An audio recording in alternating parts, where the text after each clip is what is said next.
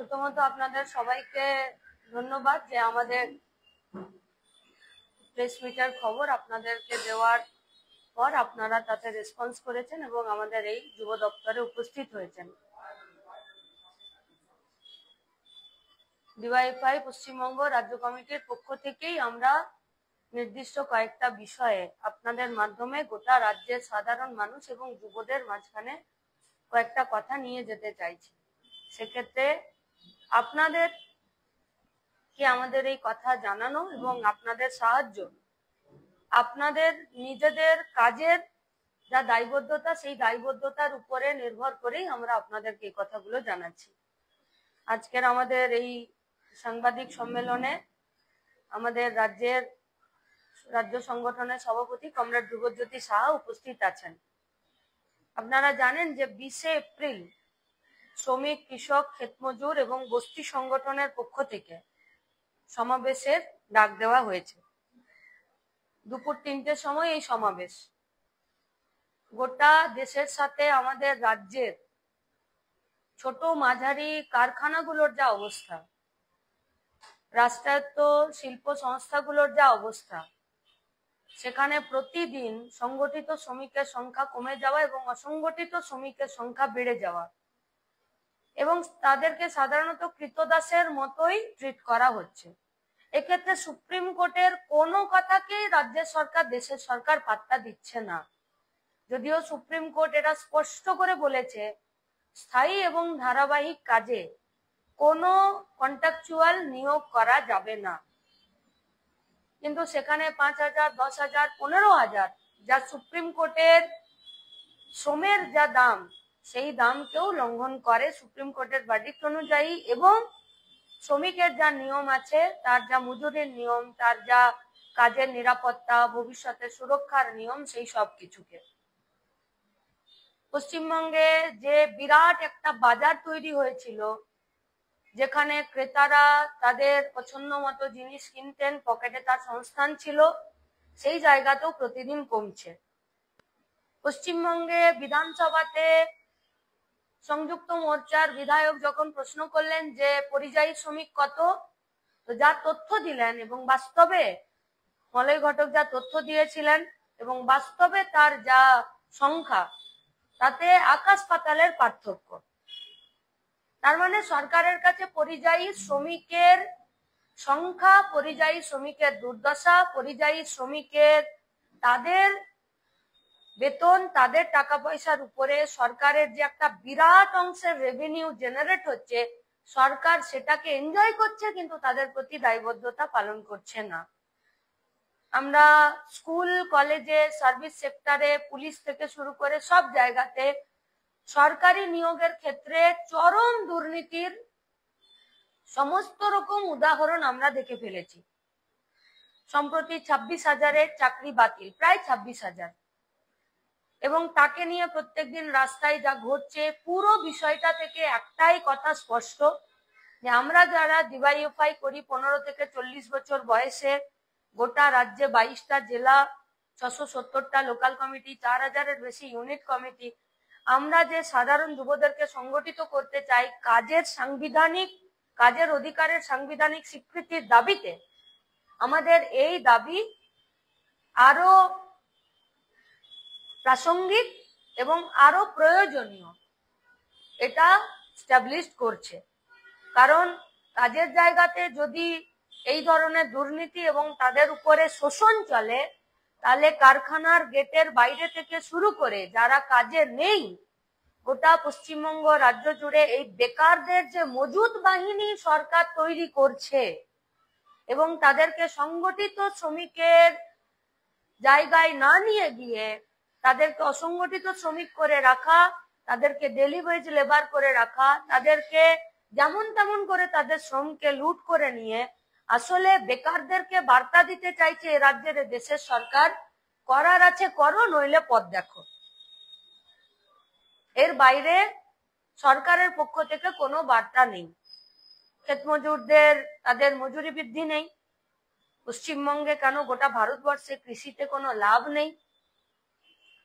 যারা কৃষক তারা তাদের ফসলের উৎপাদিত যে দ্রব্য সেই ফসলের দাম তারা পাচ্ছে না, স্টোরেজের সমস্যা, সারের কালোবাজারি, তাদের যে ফলানো ফসল সেই ফসল সঠিক করে স্টোরেজে রেখে বাজারে নিয়ে যাওয়া, রেশনের মাধ্যমে বিক্রি করা, গোটা সিস্টেমটা কোলাপস করে গেছে সরকারের তত্ত্বাবধানে। বস্তিবাসী যারা আছে তারা তাদের ন্যূনতম জীবন ধারণের যা প্রয়োজন সেটুকুও পায় না। আর এই চারটা ক্ষেত্রেই যারা 15 থেকে 40 তারা চরম ভোগান্তির শিকার। ফলত আমরা 20 এপ্রিল ব্রিগেডের সমাবেশে আমরা যখন 2023-এর জানুয়ারি মাসের 24 জানুয়ারিতে আমরা যখন ব্রিগেড করি তখন আমরা এটাই বলেছিলাম যে ভুল এজেন্ডার বিরুদ্ধে মূল এজেন্ডাতেই ব্রিগেড হবে এবং ব্রিগেডে সকল অংশের মানুষ এসে নিজেদের রুটি রুজির লড়াইয়ে কথা বলবে। তাহলে ফিরে যখন ব্রিগেডের মাঠে এপ্রিলের 20 তারিখ ভুল এজেন্ডার বিরুদ্ধে মূল এজেন্ডাতে রুটি রুজির প্রশ্নে লড়াইটা ফিরে সংগঠিত হবে। ডিওয়াইএফআই পশ্চিমবঙ্গ রাজ্য কমিটি এই গোটা ব্রিগেড সমাবেশে তারা তাদের সর্বোচ্চ এফোর্ট দিয়ে গোটা রাজ্যের খেটে খাওয়া মেহনতি মানুষ এবং তার সাথে সমস্ত অংশের যুবদেরকে এই ব্রিগেড সমাবেশে আসার আহ্বান জানাচ্ছি এবং সংগঠনগতভাবে আমাদের র্যাঙ্ক এন্ড ফাইলের সমস্ত কাঠামো এবং আমাদের কমরেডরা এই ব্রিগেডের সমাবেশকে সফল করার জন্য বিরাট লড়াইয়ে জয় পাওয়ার জন্য তারা রাস্তাতে ছিলেন এবং থাকবেন। এর পরবর্তীকালে যেটা আমাদের কথা যে দুর্নীতি হয়েছে ভারতবর্ষে, প্রচুর দুর্নীতি বিভিন্ন ক্ষেত্রে। পশ্চিমবঙ্গ তার মধ্যে এমন একটা রাজ্য যে দুর্নীতিকে দূরে রেখেছিল, কিন্তু 13 বছরে পশ্চিমবঙ্গ যেন কম্পিটিশনে নেমেছে যে দেখো আমি বাড়ছি মামি, আমার মতো তোমরা আর কেউ দুর্নীতি করতে পারবে না, কারো দম নাই। আর দুর্নীতি স্পন্সর কে করবে? রাজ্যের সরকার। দুর্নীতি চক্রকে চালাবে রাজ্যের সরকার। গোটা পশ্চিমবঙ্গে স্কুল সার্ভিস কমিশনে, স্টাফ সিলেকশন কমিশনে তার যা রিজিয়ন ভাগ ছিল, আমরাও যখন এসএসসি পরীক্ষা দিয়েছি তখনও ছিল Northern zone, eastern zone, central zone, এই সব জোনকে তুলে দেওয়া হলো, নিয়ে একটা সেন্ট্রাল জোন করলো, আর এলএসটির জায়গায় করে দিল এসএলএসটি। পরীক্ষার জন্য নোটিফিকেশন তুমি জারি করলে, পরীক্ষার জন্য ফর্ম তুমি ইন্ট্রোডিউস করলে, পরীক্ষার ডেট, পরীক্ষার সিলেবাস, পরীক্ষার কোয়েশ্চেন পেপার, পরীক্ষার টাইম টেবিল নির্ঘণ্ট, কে খাতা দেখবে, কত নম্বরে পাস করবে, কবে ইন্টারভিউ হবে, কে আমার বাকি সার্টিফিকেট ভেরিফিকেশন করবে, কে কাউন্সিলিং করবে, কোথায় যাব, সব তুমি করবে। কিন্তু দুর্নীতি হলে তুমি বলবে যে আমি কিছু জানি না। এ হয় নাকি? সরকারি চাকরির পরীক্ষা ভাই, সরকার ঠিক করবে আমার এত ভ্যাকেন্সি আছে, ক্যাবিনেটের কাছে প্রস্তাব পাঠাবে, ক্যাবিনেটকে বলবে আমার এতগুলো লোক দরকার, তার জন্য আমাকে মাসে এত টাকা বেতন দিতে হবে। ক্যাবিনেট বসবে, ফিনান্সকে দায়িত্ব দেবে, ফিনান্স বলবে আমার কাছে এত পয়সা আছে, তোমার এত লোক দরকার, আমি তোমাকে এত লোক প্রোভাইড করতে পারবো, তুমি এত লোকের জন্য পরীক্ষা নাও। এর বাইরে তো কিছু নাই। তাহলে দুর্নীতিটা এলো কোথার থেকে? আজকে যোগ্য অযোগ্য মানে এই দুটো ওয়ার্ড উচ্চারণ করা পশ্চিমবঙ্গের মাটিতে সব থেকে বড় লজ্জাজনক। একটা কমিশন, একটা সরকার, একটা শিক্ষা দপ্তর, একটা স্বাস্থ্য দপ্তর, একটা দমকল, একটা পিএসসি, একটা কলেজ সার্ভিস কমিশন, একটা প্রাইমারি, একটা আপার প্রাইমারি, এমনকি 100 দিনের কাজে পর্যন্ত চাকরি তুমি দেবে। আর দুর্নীতি যখন হবে তখন তুমি বলবে যে আমি জানি না, তারপর তুমি বলবে যে যোগ্য এবং অযোগ্য। অযোগ্য মানে কি? তুমি বলবে অযোগ্য? তাহলে তোমার গার্ডস কেন নেই? কেন নেই সরকারের গার্ডস? 22 লক্ষ ছেলে মেয়ে পরীক্ষা দিল, 21,74,000 ছেলে মেয়েকে তুমি ডিসকোয়ালিফাই করলে। তাহলে তোমার তো নিশ্চয় কোনো প্যারামিটার ছিল।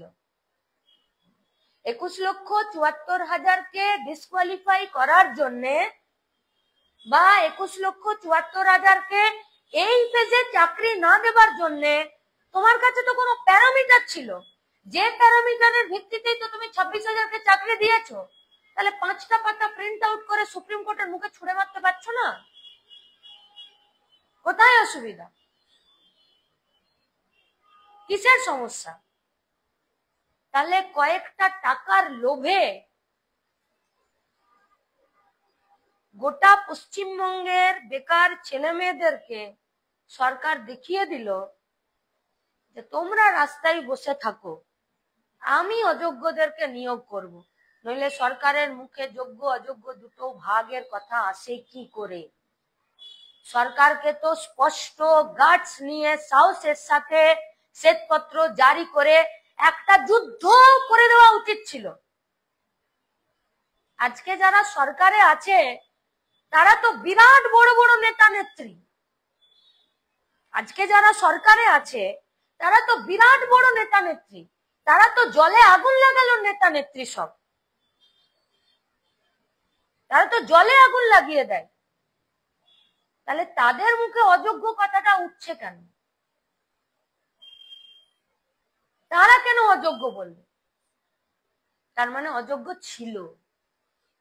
আচ্ছা, এই সমস্ত যাদেরকে অযোগ্য বলে দেখে দিচ্ছেন, যাদেরকে অযোগ্য বলে দেখে দিচ্ছেন, এরা অযোগ্য হলো কি করে?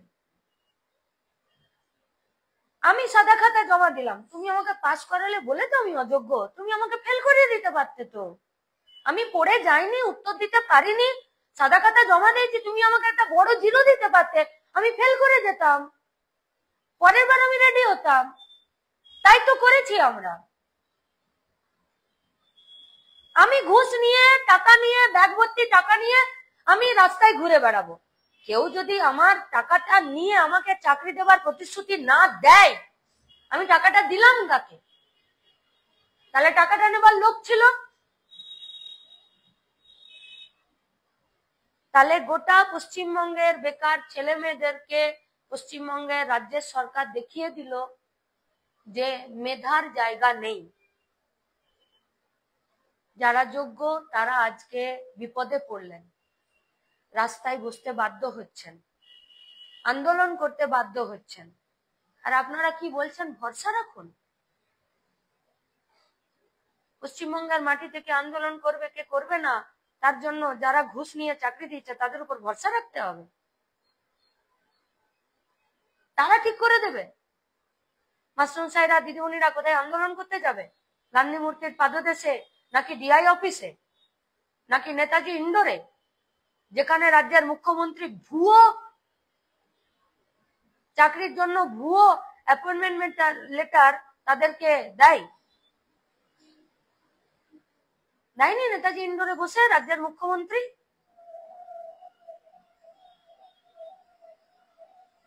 গোটা পশ্চিমবঙ্গে আজকে যারা বলছে, যারা বিজেপির নেতা নেত্রীরা আছে, তারা যখন বলছে এটা তো 16 সাল, তো 16 সালে তো বাবু তুমি খুঁট ধরে ধরে ঘুরে বেড়াতে আঁচলে।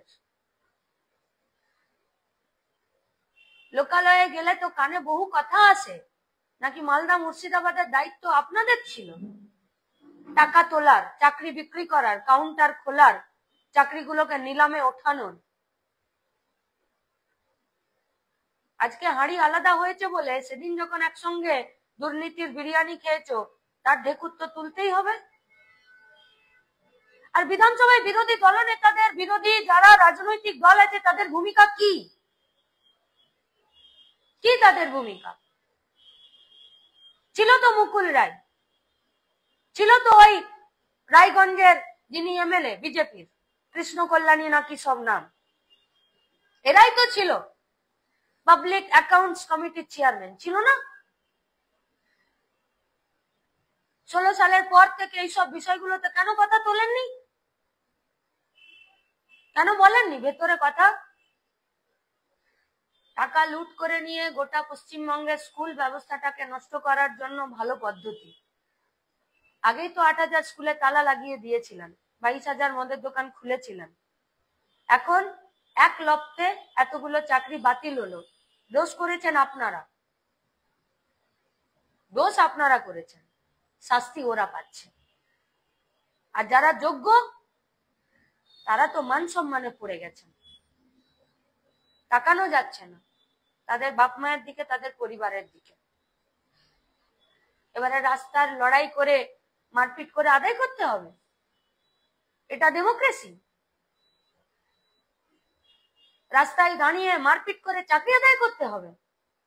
এই জন্য লেখাপড়া শিখেছিল ওরা? রাস্তায় দাঁড়িয়ে মারপিট করে আন্দোলন করে সিস্টেমেটিকলি যে চাকরি হবে, সরকারি চাকরি হবে, বেতন মানুষের ট্যাক্সের টাকা থেকে যাবে, স্কুলগুলো, স্কুল বিল্ডিং গুলো, মিড ডে মিলের খাবারগুলো, মিড ডে মিলের কর্মচারীরা, সব তো সরকারি, সব তো সরকারি। সরকার দুর্নীতি করবে আর রাস্তায় দাঁড়িয়ে কে কত বড় আন্দোলন করে চাকরি আদায় করে নিতে পারবে? এটা হয়? গোটা রাজ্যের মানুষের কাছে আমাদের আবেদন, যারা যোগ্য তাদেরকে নিজেদের চেয়ারে ফেরত পাঠাতেই হবে, নইলে পশ্চিমবঙ্গের সরকারি শিক্ষা ব্যবস্থা চৌপাট হয়ে যাবে। ওরা এটাই চায়। এমনিতেই সরকারি স্কুলের সংখ্যা কমছে, সরকারি স্কুলে পড়া বাচ্চাদের ড্রপ আউট বাড়ছে, মাধ্যমিক এইচএসে সব পরিযায়ী শ্রমিক হয়ে যাচ্ছে, লেখাপড়ার প্রতি কোনো ভরসা থাকছে না, লেখাপড়ার প্রতি কোনো আস্থা থাকছে না। একটা সময় পশ্চিমবঙ্গে 34টা বছর ছিল, একটার পর একটা স্কুল সংখ্যা বেড়েছিল, আর এখন শুধু বাচ্চা নেই বলে স্কুলগুলোকে মার্চ করার তালিকা তৈরি করতে হচ্ছে। তাহলে এরা যাচ্ছে কোথায়? যাদের বাপার পকেটে পয়সা নেই তারা পরিযায়ী শ্রমিক, তারা গতর খাটাতে যাচ্ছে, আর যারা একটু হলেও কিছু ইনকাম করতে পারছে তারা সমস্ত বেসরকারি স্কুলে ভর্তি করছে। আর পশ্চিমবঙ্গে গোদের উপর বিস্ফোরা হলো। মোহন ভাগবতের তো এটা ডেলি প্যাসেঞ্জারি করার জায়গা হয়ে গেছে, প্রতিদিন আসছে, ঘুরে বেড়াচ্ছে, আর বলছে 2011 পরে পশ্চিমবঙ্গে চরম গণতন্ত্র, তাই ওদের গাদা স্কুল বেড়েছে, আর যে স্কুলগুলোকে পড়ানোর জন্য মধ্যশিক্ষা পর্ষদ তাদেরকে অ্যাফিলিয়েশন দিচ্ছে, আমাদের সিলেবাস পড়াচ্ছে, কিন্তু তারপরে উগ্র ধর্মান্ধতা এবং উগ্র জাতীয়তাবাদ, যা ভারতবর্ষের সংবিধান, বৈচিত্র্য, বৈশিষ্ট্য বিরোধী পড়াশোনা। উত্তরবঙ্গ থেকে শুরু করে আমাদের পশ্চিমের জেলাগুলোতে বিভিন্ন সেক্টরে এইসব স্কুলের সংখ্যা বাড়ছে। সরকারি স্কুল শিক্ষা যদি বন্ধ হয়ে যায় এবং তা যদি বিপদে পড়ে, তাহলে সরকারি স্কুলের ব্যবস্থা সমস্তটা ধ্বংস হয়ে যাবে, যেটা এ রাজ্যের সরকার এবং এ দেশের সরকার চাইছে। কেন চাইছে?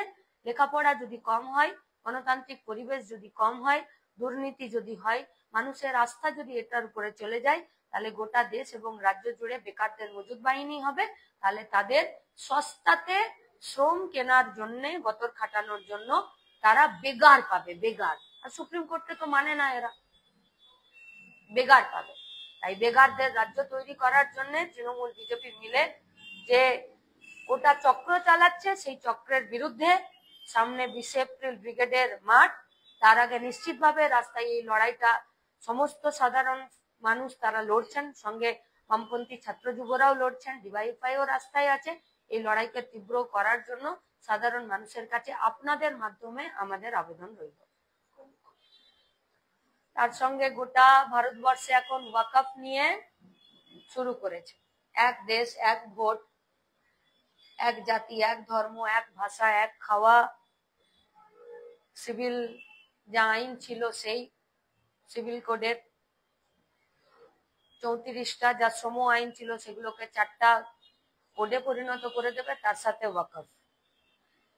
এর পদ্ধতিগুলো দেখলে বোঝা যায় যে সরকার সবটাকে সেন্ট্রালাইজ করতে চাইছে, অথচ ভারতবর্ষ হচ্ছে গণতন্ত্রের পীঠস্থান। এখানে সমস্ত ভাষা, জাতি, ধর্ম, বৈশিষ্ট্য, সংস্কৃতিকে মর্যাদা দেওয়া হয়। যখন কাজ নেই, যখন খাবার নেই, যখন বাড়ি নেই, যখন জল নেই, যখন ওষুধের দাম বাড়ছে, তখন প্রত্যেকটা দিন ভারতবর্ষের মাটিতে ধর্মকে, তার আচরণকে নামিয়ে মানুষের মনের মধ্যে উগ্র ধর্মান্ধতা তৈরি করে এবং এই ওয়াকফের মতন বিষয়গুলোকে সামনে নিয়ে এসে আসলে মানুষে মানুষে বিভেদ এবং লড়িয়ে দেওয়ার মানসিকতা, এবং তার জন্য যা ল ফ্রেম করছে দেশের সরকার, তার বিরুদ্ধেও রাস্তাতেও নেমে লড়াই চলবে, আমাদের জেলায় জেলায় তার জন্য কাজ চলবে, এবং ব্রিগেডের মাঠেও আমরা সব জমায়েত হব।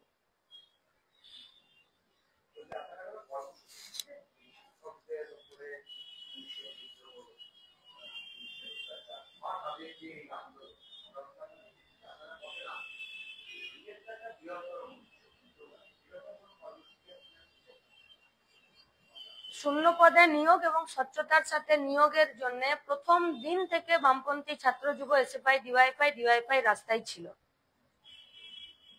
এই জন্যই মইদুলকে আমরা হারিয়েছি।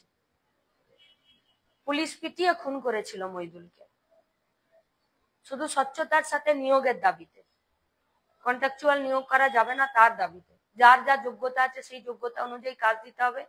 যতদিন না কাজ দিতে পারছেন ৬০০০ টাকা বেকার ভাতা দিতে হবে এই দাবিতে।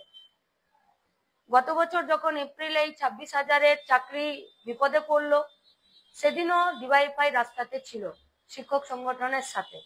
কেস খেয়েছে, জেল খেটেছে, মার খেয়েছে। তখন লোকসভা ইলেকশন চলছিল। এসএফআই ডিওয়াইফাই সাথে এবিটিএ এবং শিক্ষক সংগঠন তারা বলেছিলেন সুপ্রিম কোর্টে আমরা লয়ার দাঁড় করাবো। দুজন সুপ্রিম কোর্টে লয়ার দাঁড়িয়েছিলেন এবং তারাও এই যারা যোগ্য প্রার্থী আছেন তাদের হয়ে তাদের চাকরি যাতে না যায়, তারা যাতে নিজেদের রাস্তায় থাকতে পারেন সেটাই। সম্প্রতি উত্তরকন্যা অভিযানে আমাদের এই দাবি ছিল যে দুর্নীতির সাথে যারা যুক্ত তাদেরকে শাস্তি দিতে হবে, যারা দুর্নীতিকে স্পন্সর করলো তাদেরকে শাস্তি দিতে হবে, যোগ্যদেরকে কাজে ফেরাতে হবে। ফিরে যেদিনকে সুপ্রিম কোর্টের রায় এসছে সাথে সাথেই আমাদের সমস্ত অংশের কমরেডরা রাস্তায় নেমেছে। আমরা যারা যোগ্য মাস্টারমশাইরা দিদিমণিরা আছেন, নন টিচিং স্টাফরা আছেন, তাদের কাছে আমাদের আবেদন এই লড়াইয়ে হাল না ছেড়ে দিয়ে শেষ অবধি থাকার। ডিওয়াইফাই থাকছে। বাকি রইল পিন পয়েন্ট প্রশ্ন আপনাদের যে আরো কোনো কর্মসূচি থাকবে কিনা ক্রমশ প্রকাশ্য। নিশ্চিতভাবে ব্রিগেডের আগে আমরা আবার নির্দিষ্ট জায়গাতে আমাদের যে আন্দোলন সেই আন্দোলনের খবর অতি সত্বর পাবেন।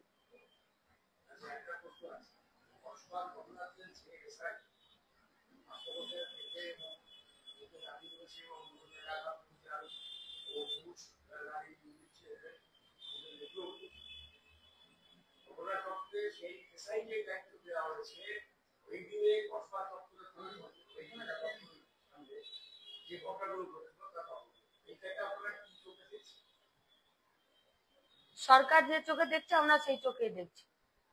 সরকার দেখে সরকার বলেছে যে যতই মারি যতই করি বিচার তুমি পাবে না, তার জন্য যে মারবে সেই বিচার করবে। তো সরকার যদি এই চোখে বিষয়টা দেখছে, সাধারণ মানুষের বাইরে কি করে দেখতে পারবে? সরকার দেখালো যে দেখো আমি কত অমানবিক, আমি কত স্বৈরাচারী, দেখো দুর্নীতি আমি করলাম, চাকরি তোমার গেল, তুমি আন্দোলন করলে পেটালাম তোমাকেই, কিন্তু আবার যে পেটালো সেই বিচার করবে, সেই ইনভেস্টিগেশন করবে। তা আমার থেকে বড় হিটলার কেউ আছে? তো সরকার যখন নিজেকে হিটলার বলে ঘোষণা করে, সরকার যখন নিজেকে স্বৈরাচারী এবং অমানবিক এবং দায়িত্ব জ্ঞানহীন বলে প্রমাণ করে এবং তাকে যখন সে প্রচার করে, তাকে যখন নিয়ে যেতে চায়, রাজ্যের সাধারণ মানুষ কেন ডিওয়াইএফআইও তাদেরকে সরকার যেভাবে নিজেদেরকে মানে প্রেজেন্ট করতে চাইছে আমরা তাদেরকে সেইভাবেই দেখছি। মানুষ দানা বাঁধছে। আরজি করে মানুষ রাস্তায় নেমে দেখিয়েছিল। সরকার যখন নিজের ভুল ত্রুটি বুঝতে পারে না, বুঝেও তাকে তোয়াক্কা করে না, তখন সরকার একটার পর একটা ভুল করে। সরকারের কাজ ছিল নমনীয় হওয়া, দায়িত্ববান হিসাবে কাজ করা। সরকারের উচিত ছিল মানবিক হওয়া। সরকার অমানবিক হয়েছে, সরকার স্বৈরাচারী হয়েছে। পশ্চিমবঙ্গের মাটি অমানবিক দায়িত্ব জ্ঞানহীন স্বৈরাচারীকে কখনো ভরসা করেনি এবং তাকে কখনো সমর্থন করেনি।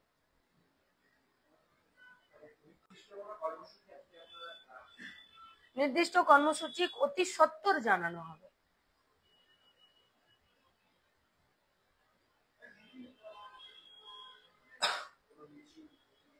মিছিল তো হচ্ছে প্রতিদিন, প্রতিদিন মিছিল হচ্ছে সমস্ত জায়গায়। গতকাল ডিওয়াইএফআই এর কলে তার সাথে শিক্ষক, ছাত্র, অভিভাবক, সাধারণ মানুষকে নিয়ে গোটা রাজ্য জুড়ে এই লাঠিচার্জ শুধু নয়, যোগ্যদেরকে নিজেদের জায়গায় ফেরাতে হবে এবং স্কুল বন্ধ করা যাবে না। বাচ্চাদের শিক্ষা সরকারের জন্য বন্ধ থাকতে পারে না। তার জন্য সব জায়গায় গতকালও রিঅ্যাকশন হয়েছে, যেদিন থেকে শুরু হয়েছে রিঅ্যাকশন শুরু হয়েছে। আর এটা আজকে আর কোনো কলের অপেক্ষা করছে না। মানুষ এবারে এটাকে নিজেকে প্রত্যেক দিনে নিজেদের জীবন যন্ত্রণার সাথে যুক্ত করে নিয়েছে এবং মানুষ বুঝছে, মানুষ রাস্তায় নামছে।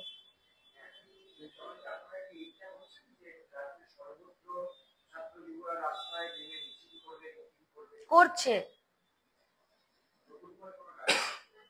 অতি সত্বর ডাকও আসছে। यहीं पर পুরা